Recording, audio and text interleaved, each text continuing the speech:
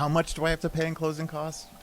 With a pro on your side through your home purchase journey, this is a discussion that you'll hopefully have early in the whole process.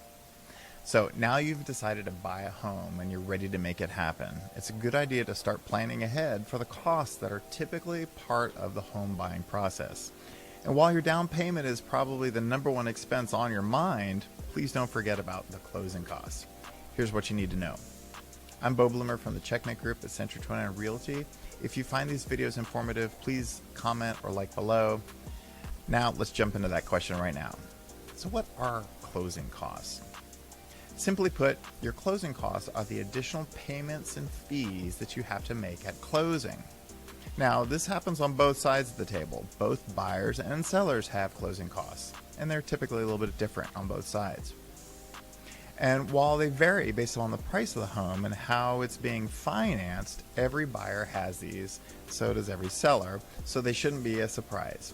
It's just that some people forget to budget for them. Now, this is part of the home buying process, and it's very important.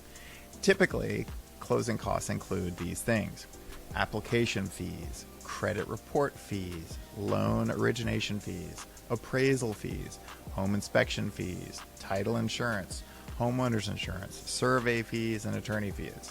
Now, some of these are one-time expenses that are baked into your closing costs. Others, like homeowners insurance, are initial payments for ongoing responsibilities that you have once you take possession of your home. Additionally, here in Northern Virginia, sellers also have to pay a congestion relief tax and a WMATA, or metro tax, both at about 1/10%. So math in public, a $500,000 house would usually be about $500 for each of these two closing costs. So how much are closing costs? Freddie Mac says closing costs vary greatly depending on your location and the price of your home. Typically, you should be prepared to pay between 2 and 5% of the home purchase price in closing fees.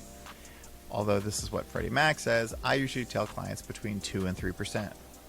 So with that in mind, here's how you can get an idea of what you'll need to budget. So let's say you find a home and you want to purchase at today's median price of $422,000.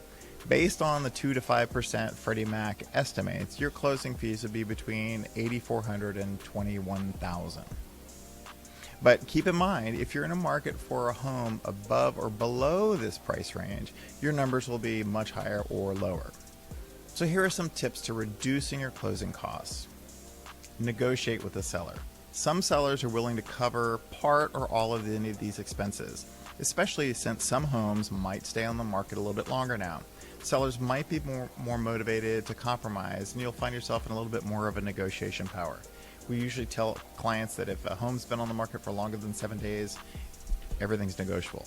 So don't hesitate to ask for them for any concessions, like paying for any home repairs or giving you a credit towards closing costs. Across Northern Virginia, DC, and Maryland, we call these seller subsidies. You can also shop around for home insurance. Since rising home insurance is a challenge in many areas of the country right now, take the time to get a clear picture of all your options. Each insurance company offers their own policies and coverage, so get multiple quotes and see how they compare. Choosing a policy that provides reliable coverage at a competitive rate can definitely make a difference. You can also look into closing cost assistance. Just like there are programs out there to help you with down payment, options exist to support with closing costs as well. While they vary by different areas, there are programs for various different income levels, certain professions, or even specific towns or neighborhoods too. If you want to learn more, experience as your real estate professional should be able to steer you towards applicable programs, and the U.S. Department of Housing and Urban Development maintains a helpful resource for finding home buying assistance programs in every state. In Virginia, Virginia Housing has several programs that are wonderful for home buyers. I have personally had many clients benefit from the great Virginia Housing programs. So here's the bottom line. Planning for the fees and payments you'll need to cover when you're closing on your home is important. And it doesn't have to be a big surprise. With the right professional experts on your side, you can make sure you are prepared.